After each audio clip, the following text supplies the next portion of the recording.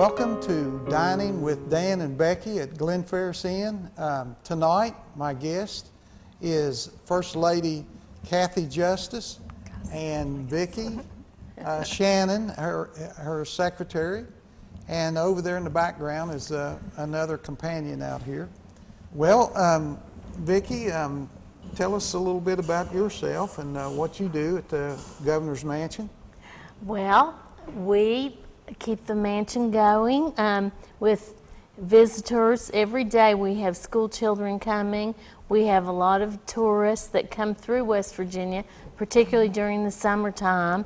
We get people from all over the world, and then we host meetings.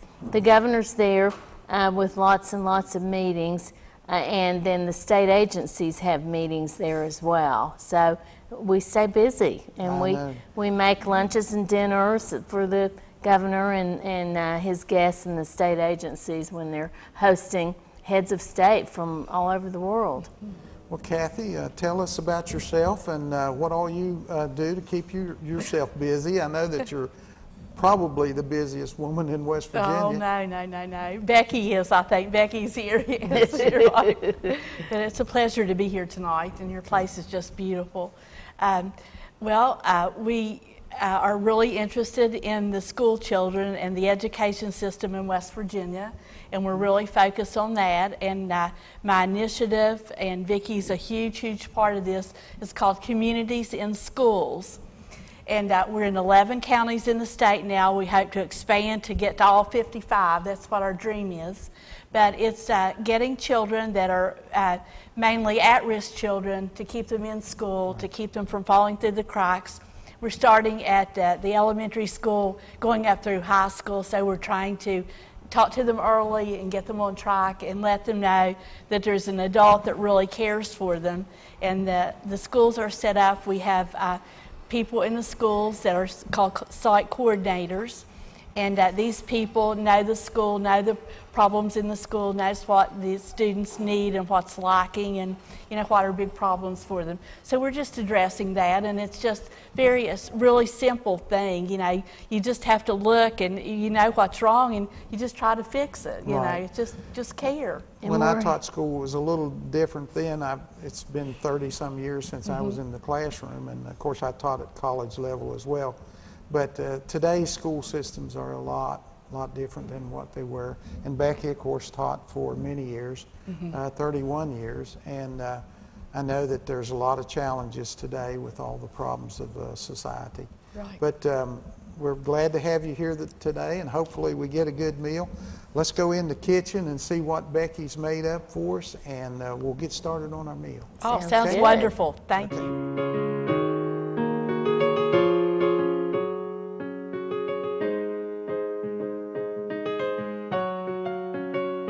Well, hello. Welcome to Dining with Dan and Becky. I'm Becky, and this is the kitchen of our Glen Ferris Inn. I'm glad you could make it tonight. Tonight, Dan's menu consists of a cranberry pecan salad, chicken mornay, twice-baked potato casserole, corn pudding, and a lady vanilla trifle. So let's get set up for our first dish, which, if you remember, we talked about the order in which you would do these. The cranberry pecan salad, you can make it up ahead of time and then just serve it. So that's no problem. Chicken mornay will take at least 15 to 20 minutes. Twice-baked potato casserole has to bake about 15 minutes after you've prepped it. The corn pudding, however, has to bake an hour to an hour and a half. You have to bake it at 350 until it's solid. And then the lady vanilla trifle, we're going to do that in 2 parts. So let's go ahead and start with our corn pudding, and I will be right back.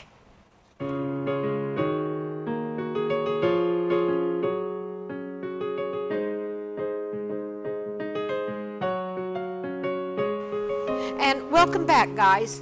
For our corn pudding, you need 10 eggs, 4 cups of heavy cream, 32 ounces of frozen corn, 1 cup of sugar, and then salt and pepper to taste.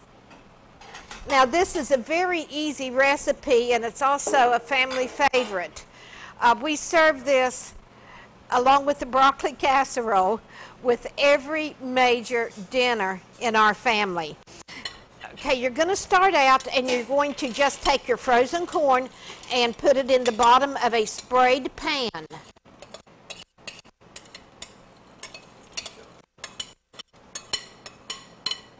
Okay, now we're going to spread it out.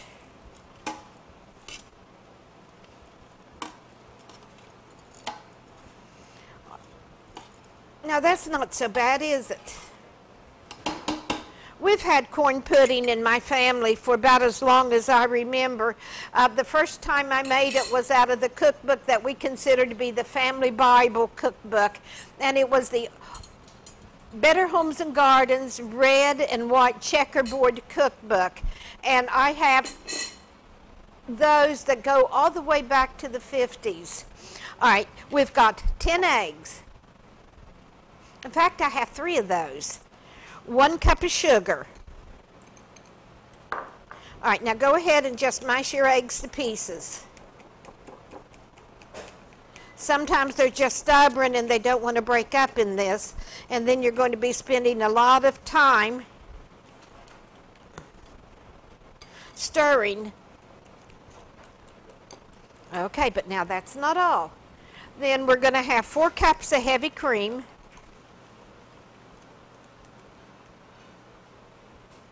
All right, that was 2, and this is 4.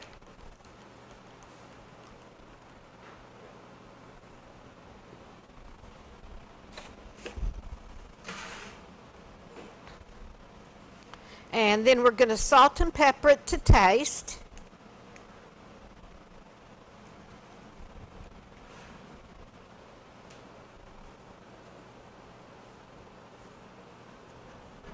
Now remember, your salt and pepper, if you live in my house, is always 2 to 1. How much salt you use, you divide it in half, and that is how much pepper you use. Now we have got to mix this together, and I think I'm going to pour it over in our other bowl, which is what I should have done to start with, but you just hope that it'll hold it. Okay. Now, we've already busted up the egg yolks, so now all we have to do is really stir them well. This is an expensive dish to make. By the time you do, you might as well set a dozen eggs, a whole quart of heavy cream. You know, those are not cheap, and that is why we only do them for special occasions, especially at the end where you have to have so much of it. Okay, now we are going to take this, and all you do is pour it over your corn.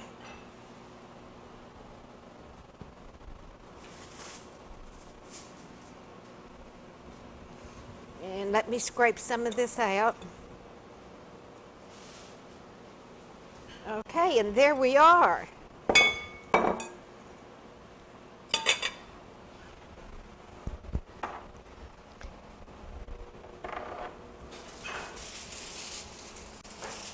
Now you have your oven preheated to 350.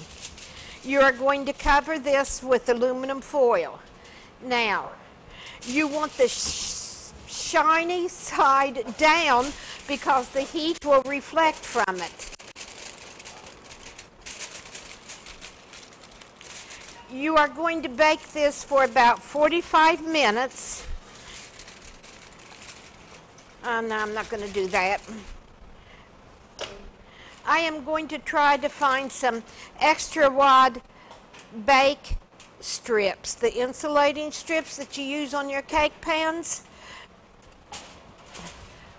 for this, because the edges of your corn pudding, once you take that foil off and put it back in to brown, it gets brown really fast. So there we have one perfect corn pudding that is absolutely proper and delicious for anyone's table, and it's been a long time since I've had it, so it's time to fix it. All right, give me 1 minute and I'll be right back and we'll do our next side.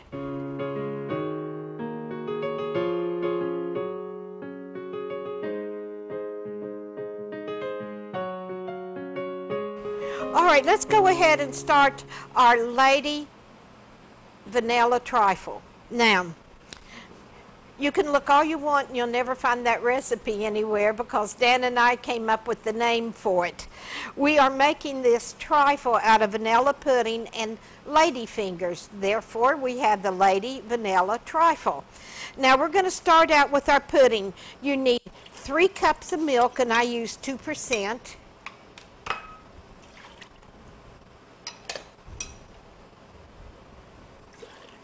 And you are going to put this on the stove and let it heat until it starts boiling. And then you have to be careful with this because it'll boil over very fast. So as soon as this starts simmering like it's getting ready to boil over, we'll finish it. But in the meantime, let's go ahead and combine all of our remaining ingredients. All right, you will need 3½ tablespoons of cornstarch. When we make our coconut cream pies, we use 14 tablespoons of cornstarch, but of course we make them in quantity. But anyway, I use the same techniques for making this pudding as we do for the filling in the coconut cream pies. You have 3/4 cup of sugar, a pinch of salt,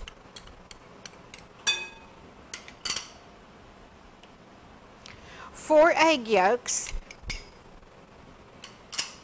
and the rest of these are added at the end of cooking.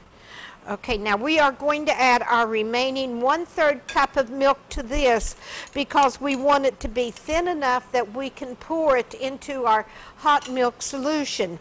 So we are going to mix this up. And we're really going to mix it up. We have to get all those lumps out. All right, let's take a second and stir this.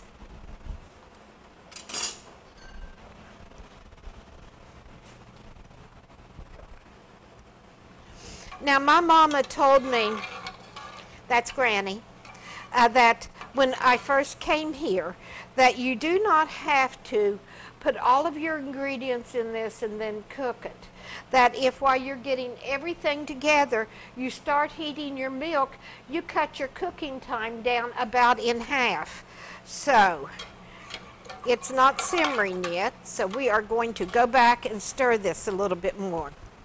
All right, I want to show you about this little gadget. I bought this years ago from a RADA, R-A-D-A, cutlery fundraiser. I'm sure you guys have all seen them. And this is a combination of a spoon because it's got the curve where you can stir in all of the little cracks, and a whisk, and I just love it. You may be able to buy it on Amazon. I don't know. I've been able to buy their knives on Amazon. Okay, let's check. All right, our milk is heating up right where we want it. Now we're dealing with eggs and pudding.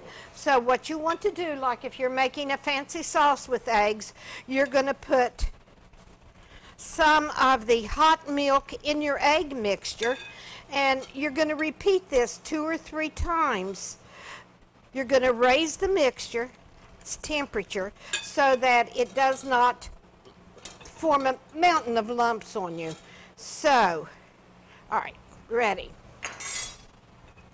You are going to put this in your hot bubbly mixture. You're going to drizzle it slowly, and you're going to stir every minute of the time.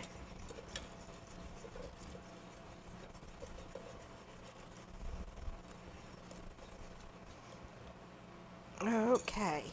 This is such a marvelous tool. If you have a Christmas list or a wish list, you need to put one of these down and let your whole family know about it. All right, let me get rid of this. Okay. Now, look at how creamy that is. Do you see any lumps or bubbles flitting around there? No, because I followed the directions my mama gave me. I don't think there's any better cook in the world than your mother or your grandmother. And if they have family recipes, you need to be getting them down and putting them in a notebook, typing them up, making them fancy, and then you can go to Staples and have them published. Uh-oh. All right, now look at this. Instead of my having to stir this for 5 or 10 minutes, it's beginning to bubble. Look at that. And look how nice and thick and creamy it is. So the last thing I have to do is to add the vanilla and add the butter.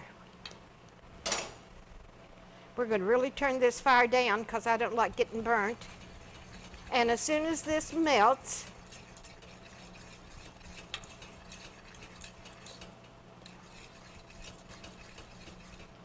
now you cannot make your trifle with hot pudding.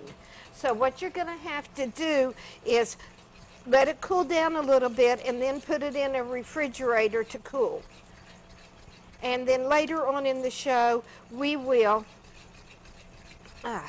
put together a trifle, and then the girls will finish it for me.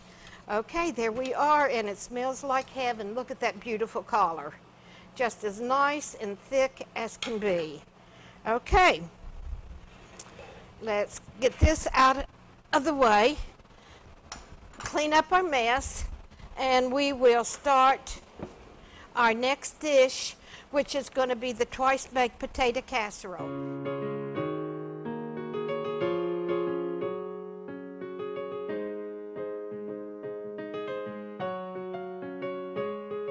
Okay guys, welcome back. We're ready to start our twice-baked potato casserole. Now what you want to do is peel and cook 6 large potatoes, and we use the baking potatoes. And then you're going to mash them, so you're going to need your evaporated milk and your butter for mashing.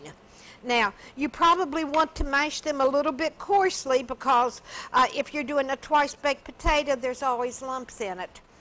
When we devised this recipe, we did a twice-baked potato, all right, just a standard one, and we wrote down everything that we topped it with, and that was the ingredients we chose for our recipe for the twice-baked potato casserole. So we have our mashed potatoes. We're going to add in, this is 6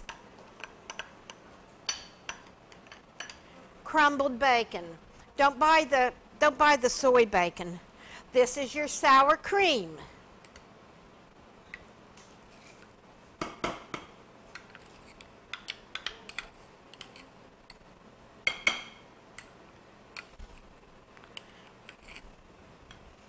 And green onions, both the stems and the onion part. And the green onions, we just did about 6. It seems like everything in here was based on 6. We did 6 potatoes, 6 pieces of bacon, 6 green onions. It's a good number. All right, now we're going to mix this up. And you need it to be pretty uniform. Do not mix it with your mixer because it will just masticate your green onions. You want your sour cream really mixed in well because not everyone likes sour cream and they like it just a little bit camouflaged. I guess you know who doesn't like sour cream now. All right, now once you have this all mixed up,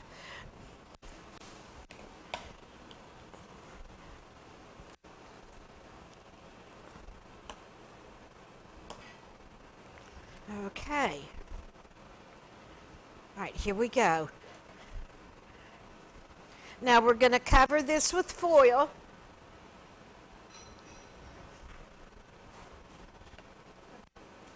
And we're going to bake it 10 to 15 minutes.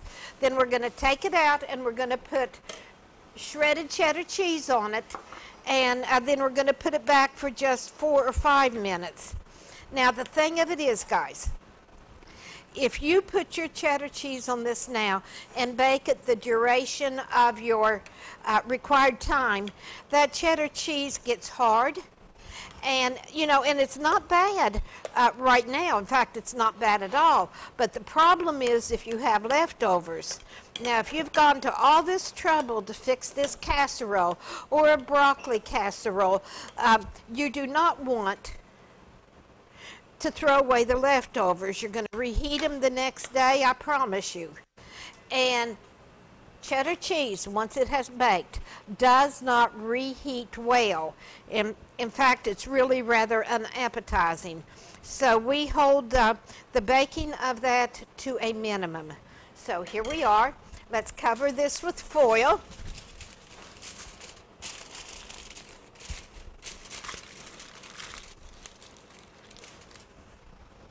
And pop it in the oven.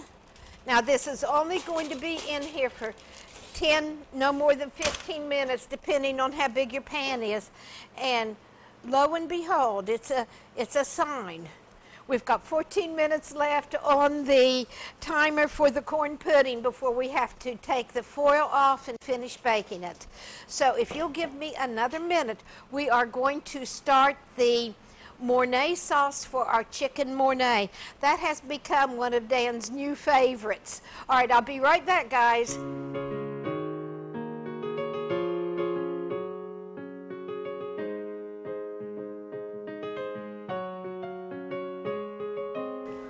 Okay, guys, welcome back. Chicken Mornay is Danny's new most favorite meal. You take your chicken breast and you grill them, and then you cover it with a Mornay sauce. Now, I doubled the ingredients for the Mornay sauce. So, one, I would have leftovers to take home for Dan. So this is what we're going to do. We're going to start out making a roux. You have 3 tablespoons of butter, but only I doubled it. So that's 6, and if you have 6 butters, you're going to have 6 flours. But you have to melt your butter first.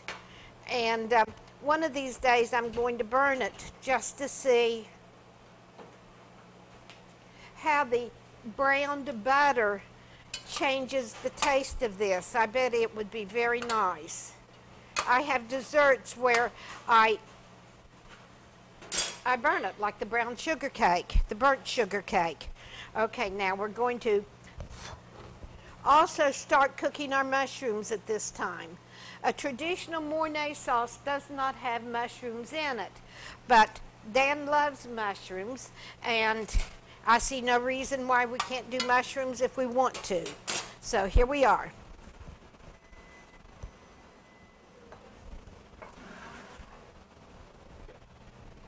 Okay. Oh, it's beginning to brown on me. I'm going to take some of this butter and slip it over in here.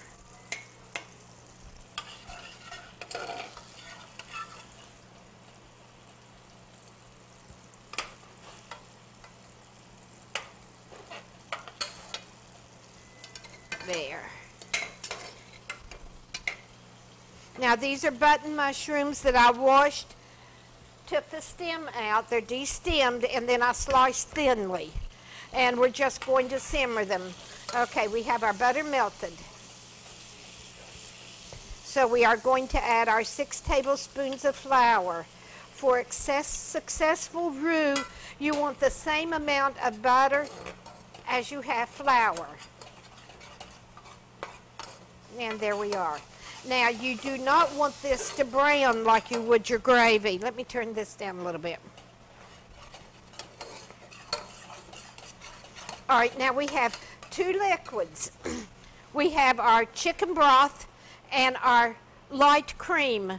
Now, for our light cream, I just make a half and half. It is 50% heavy whipping cream and 50% whole milk. So, we are going to add this slowly and stir like a maniac.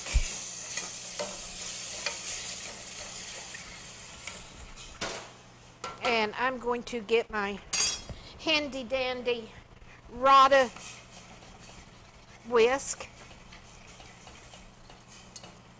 There, no lumps at all. How nice is that? Okay, now the next thing we're going to do is add our light cream, I'm going to look up one day and see what a light cream is.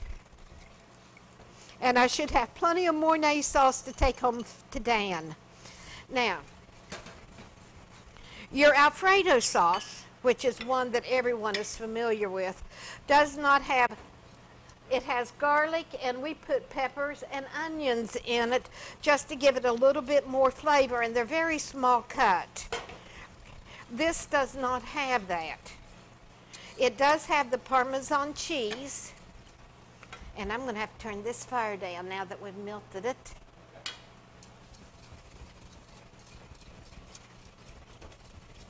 These sauces are so easy to burn. That's why I like my whisk spoon, I call it. I can get the edges and keep whisking so it does not form lumps on me. Okay, now, the next thing that you have to do is that you have got to separate your eggs.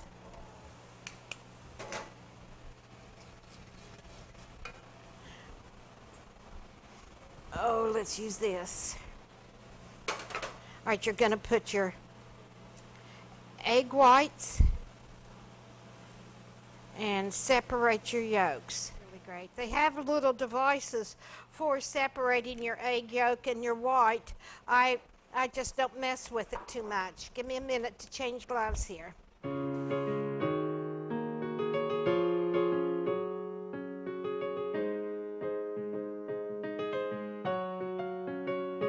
Okay guys, here we are. Finally got those eggs separated. Now this is the same as the pudding.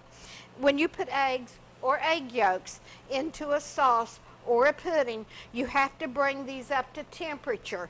And the only way you can do that is by adding your mixture, your sauce or pudding that you're preparing, to the egg whites a little bit at a time.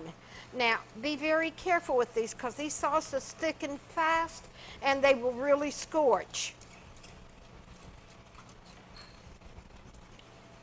Okay. We're going to give it a minute here.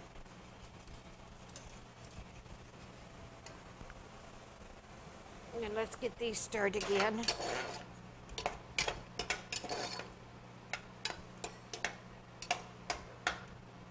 I personally don't care for mushrooms. I would have to be really hungry. But I fixed them for Dan, so. All right, do you see how nice it is becoming? Very thick, very creamy. No signs of any stickage. So we are going to take this and add it to our eggs, beat it up. Now you want to raise this temperature, so we are going to add some more.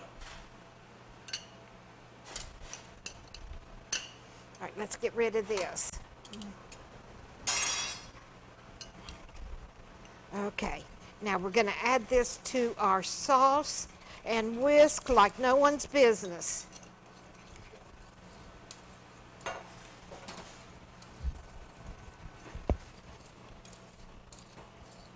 Now, not only will that make it richer, it'll give it more protein, and it'll make sure your sauce congeals together.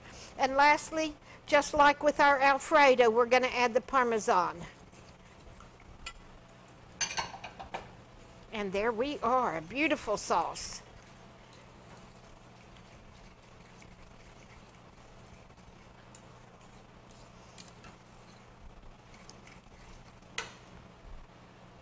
So, guys, we have one perfect Mornay sauce.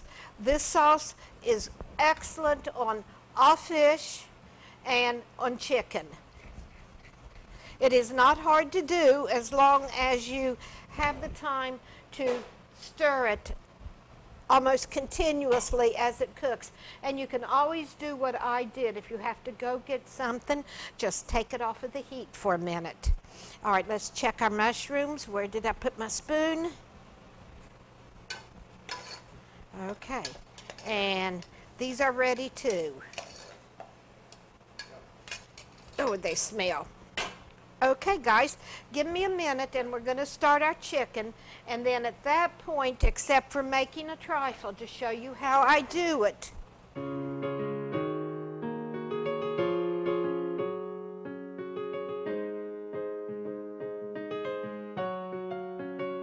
Okay, we have taken our twice-baked potato casserole out of the oven. It has cooked for its 10 to 15 minutes. I think it was 14. So we are ready to dust it with our cheddar cheese.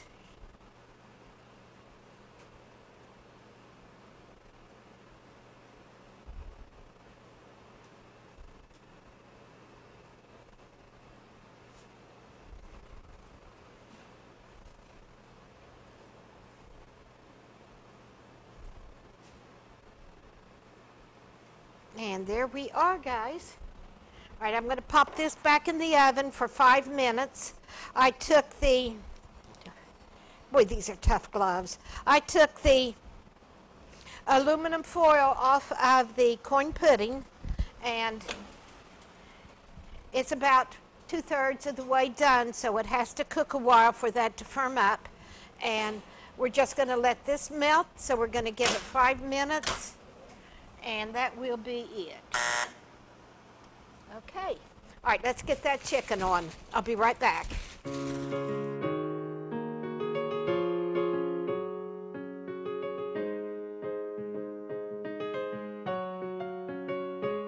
All right, guys, welcome back. The only thing that we have left to do besides put together a trifle to show you how we do it is to pan grill our chicken. Okay.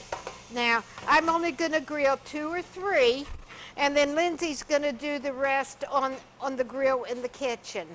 So, these have all been washed, and of course, they're ready to go. All right, we're going to do 3, and Lindsay will finish the others for us. And because this is raw chicken, I'm going to change my glove. Okay, we're going to lightly salt each, and then we're going to lightly pepper each.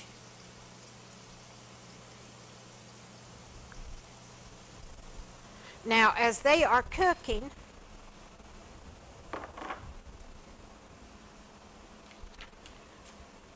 now what we're going to do is take this grilled chicken and first put mushrooms on it and then our Mornay sauce on it, and it's really excellent. Do not overcook your chicken because the Mornay sauce cannot cover up if your chicken is overdone.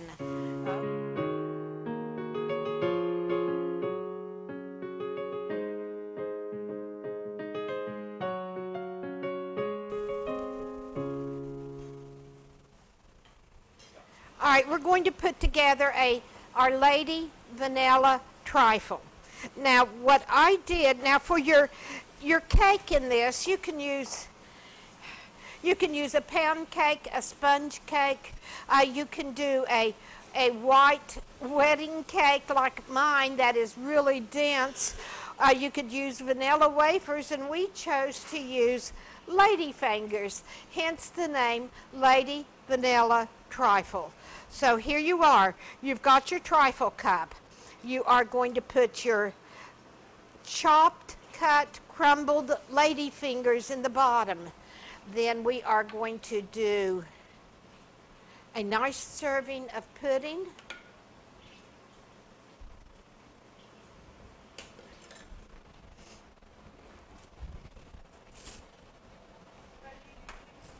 Then we're going to add to this a layer of our whipped topping. Now, everyone knows how we make this. We whip 2 cups of cream. We do not add sugar to it. And then we mix it half and half with our Cool Whip or whatever topping you want. Okay, some more lady fingers that have been crumbled or crushed. Look how nice that looks. Then more pudding.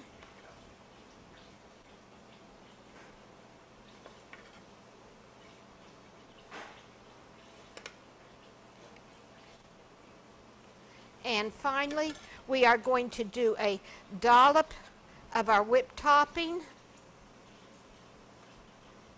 And then we are going to take our leftover lady fingers that I reserved just for this purpose. And there it is. And hence, you have a lady vanilla trifle. Now, how cool is that, guys? Okay, give me 1 minute. The girls are going to finish these for me.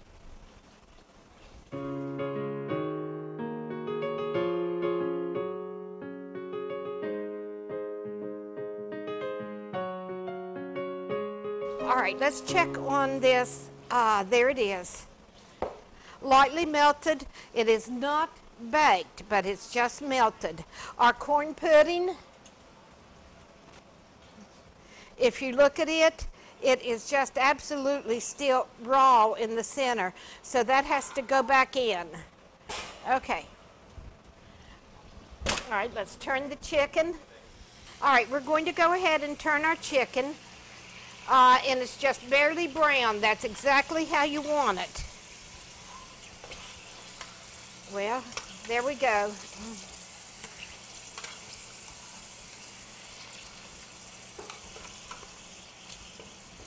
All right, guys, we're going to let this cook a little bit. Then we're going to take it off and prepare our plates. So since we've got everything prepped, cooked, ready to go, I'm going to go in the dining room and meet Dan's guests and say hello to them and talk to Dan. I will see you out there, and thank you for viewing this part of our show. I really appreciate it.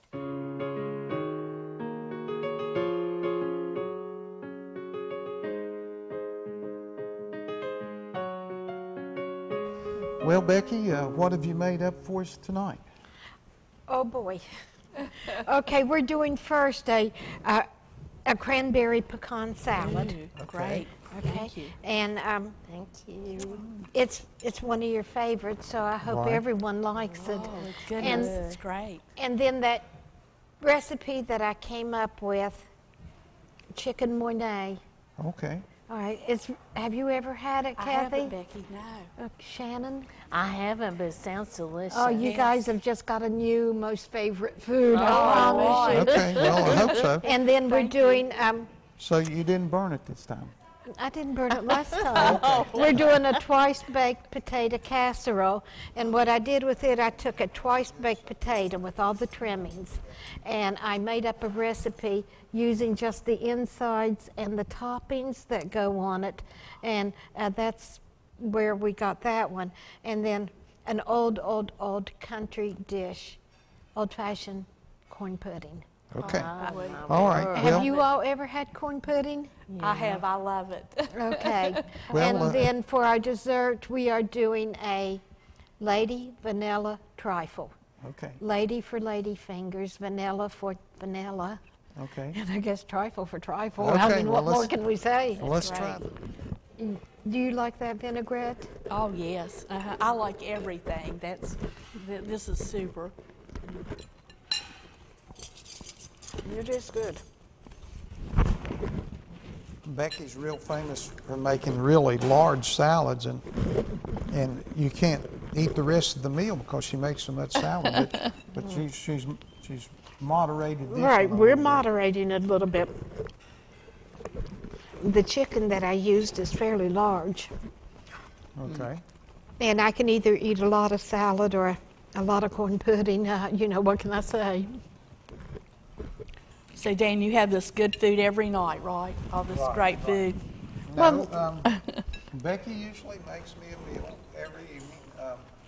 Sometimes she brings me things from the inn, but not very often. No. But You know, she after makes her about stuff up there. after about 10 years, he got tired of restaurant cooking, even though ours is from scratch home cooking. So I spoil him. But he also has a leftover on something every night, because you just can't fix food and throw it away. No. So you do the leftovers. Sometimes you dress them up, and sometimes you heat them up. I think that cat outside's waiting for a snack. What do y'all think? He's gone right now. People just come and drop them off, and drop off dogs. I picked up one little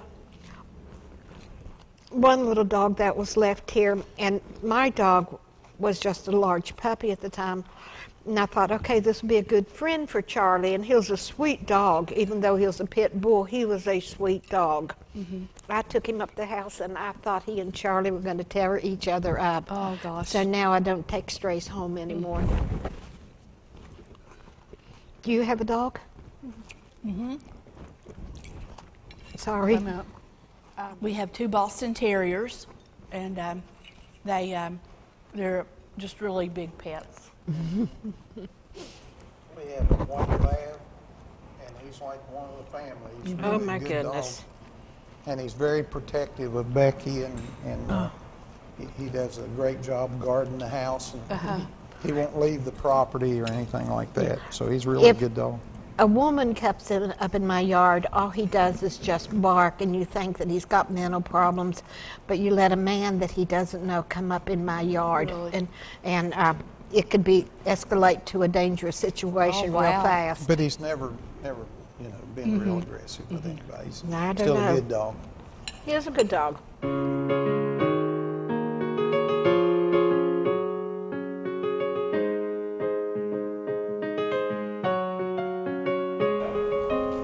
Cathy, I understand that you used to do show horses and things like that. We did. I grew up with a little pony. My first little pony's name was Star, and we rode in local horse shows. And then we got horses and showed horses and quarter horses. And when I was older and in college, and we have. And now we don't have any horses at home to ride, but I really miss it. It's really fun. Becky has a sister, and her husband had several horses down in. They lived in South Carolina. They moved to Colorado, and now their grandsons are out there doing the barrel riding. Barrel racing. Barrel racing. They let their boy, 6-year-old son, ride a bull in the local radio. And he held on for 3 seconds. But now, that wow. just wouldn't have happened in my household. Listen, that's hard. That's, oh boy, I can't. That would be a really hard thing for me to do. Yeah, me too. Yeah. Well, she sent me a picture yesterday, and he was on his horse out with the guys doing a roundup. At 6 years old. Such a tough little character. That's impressive. And he had broken his collarbone, and her neighbor called her and told her they were having a bad dust storm, and if she could get her vehicles over to his place, he would put them in a barn. So he drove a golf cart following Joan there with a broken collarbone, 6 years old, to get the trucks and the cars under protection. Well, he's really a special little boy. I'll Yes, tell you, he 6 is. years old, pretty mature, isn't he?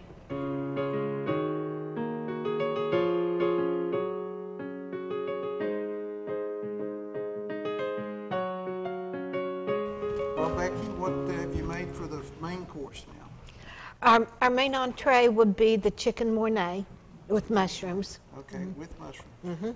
Okay, And then we're doing the twice baked potato casserole, okay, old-fashioned corn pudding. okay. Right. And what's in the casserole? Well, we start out with fresh made mashed potatoes. Okay. And then you add sour cream because you'd put them on a baked potato, a twice baked potato. Then bacon bits because you'd also put those on a twice baked potato. And green onions. So you mix all that stuff together and then bake it again? Right, and then put your cheddar cheese on it. Okay. Well, Becky, let's have it. Oh, I see it's on the way. Okay. Oh, my. Oh. Thank you. Thank you so much. Goodness gracious.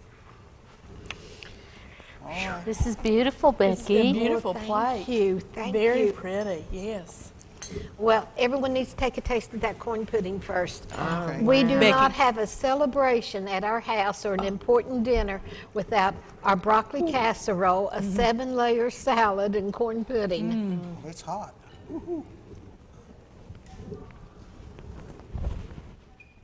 Really good. Wow. Perfect. What makes this a Mornay? Mornay, Mornay, yeah. that's the name of the sauce. This sauce, okay. All right. It's basically a white sauce, but it's made out of what they call a light cream.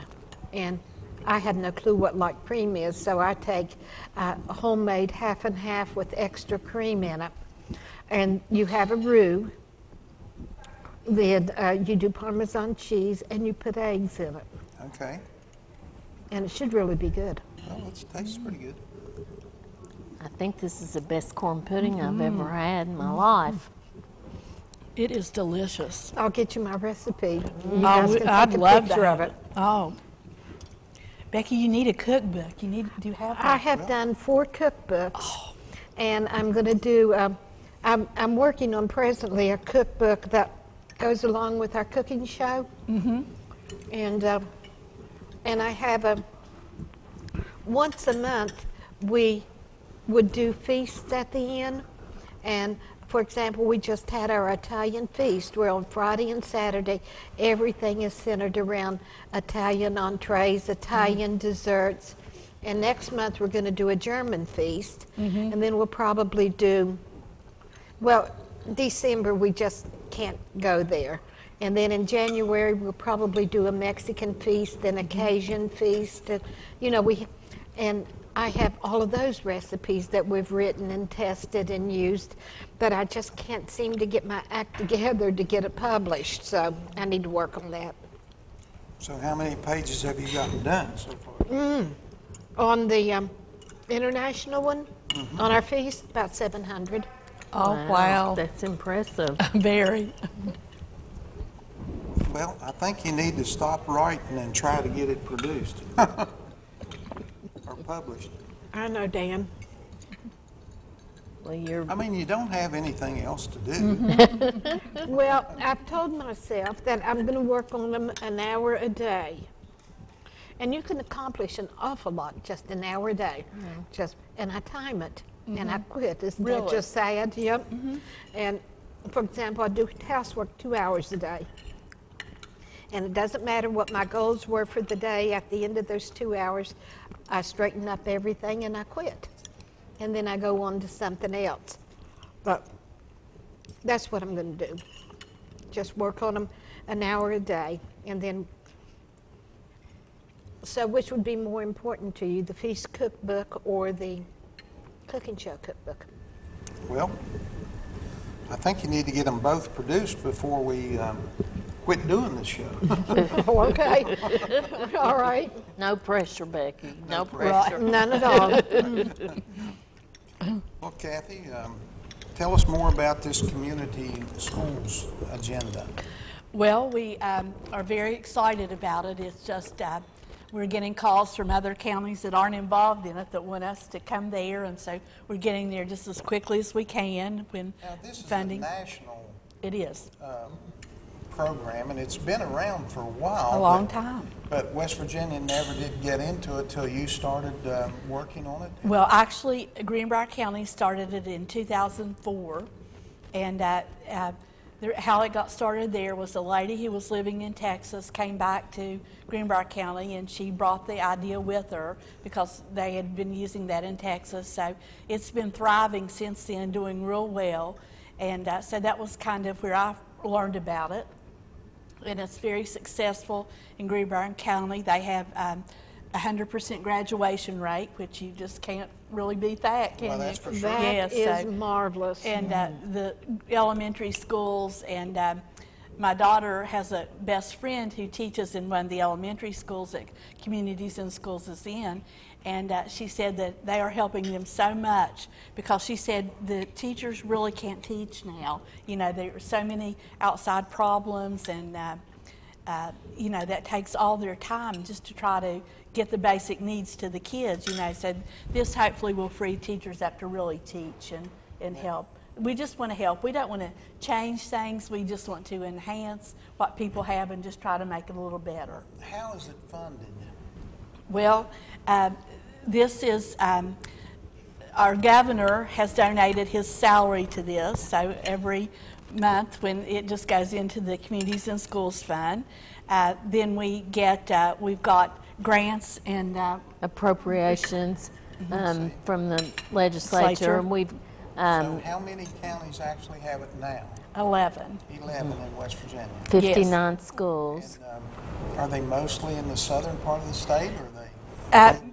Well, the southern, we go to Berkeley County, Pendleton, so we're kind of everywhere. Cabell, so we're trying to go everywhere. Lincoln, But it's just a great program, and you know, we're going to get to these different places. But right now,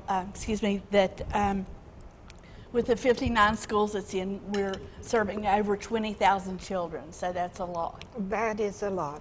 But it's good, and you know, we just have great participation with people that are involved in it, and everyone's so excited about it. And you know, people that are watching us today, you know, you don't have to have a trade or anything to come and help us. If you just care about children and want to come and help, we want you to come. Go to your local school. Right, so there's a lot of volunteers doing it as well. We hope so. We hope that there are people that are paid positions within the school that are site coordinators that kind of set the guidelines for everything, and you know, that everything's very structured, and you know, we know exactly what's going on. And, yeah. But it's good. We just it's just a great feeling when our last meeting that we had at the mansion. Becky, as I said before, does a great job. She and Katie Spees, who are at the mansion, and the meeting was just great. We have people, we have lawyers, we have businessmen, we have mothers, we have just a whole gamut of people. We have an advisory council of about 30 people from all over the state that we reached out to in 2018 in May. We had our initial meeting. And we have we've had 3 to 4 meetings a year. And now we have committees of the advisory council. So we're really starting to give them tasks of how they can hit the ground running and help us with everything from, we have to, you know, we can't rely on, you know, just getting money, you know, coming all the time, flowing from everywhere. So we have to think of ways, creative ways to reach out to the corporate community and foundations and look for funding so we can sustain the program. You know, I go around to the schools and we're doing work there, but I can still see things in school, you know. And one of the things I saw in one of the schools was one of the kids was still in pajamas. So it's probably his family sent him to school. I mean, he probably didn't have anyone there to help him, to get him clothes or whatever. And these are the kids that are at risk and at need of this type of program. That really need help. Yeah. And I know that, you know, if you have a family that has had some drug problems or whatever, they're going to have children that aren't being taken care of. And I know in the newspaper here recently there was supposedly 10,000 homeless children going to our schools, and you know, some of them are being taken care of by family and some of them are just moved around from family to family, so they really don't have a stable life, and they need mentors in the school to kind of help them, you know, because and I know children are pretty, they don't want a handout, you know, but they want help. They need help. And they respond very well to people caring about them. Right. And that's what we need. We need loving, caring people to take care of our children. Dan, that's exactly what this is. Exactly. You said it right there. Loving, caring people. That want to help with the problems that we have today. It's not their fault. No. And so let's eat some more of this food here. That's good. It's very good. Becky's talking too much.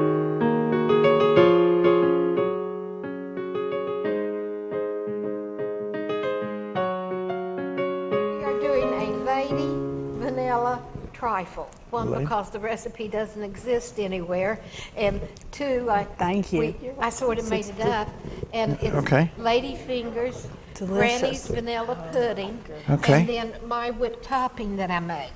Okay, well, let's try this and see what it tastes like. How far do you got to go down in there to get to the vanilla? Well, I don't know. Okay. There's 2 layers of it. And these are lady fingers? Those are Lady Fingers. Okay. Becky, this is really good. Thank you. Well, thank you, Kathy. What all is in it? Just Lady Fingers, vanilla pudding, Granny's recipe, and then the whipped topping I make out of whipped cream and Cool Whip. Okay. When we were doing our Black Forest cakes on our German feast, you know, you have to cover the outside with your whipped cream and then you dust it with your bread crumbs or your cake crumbs. Well, it wouldn't hold up overnight.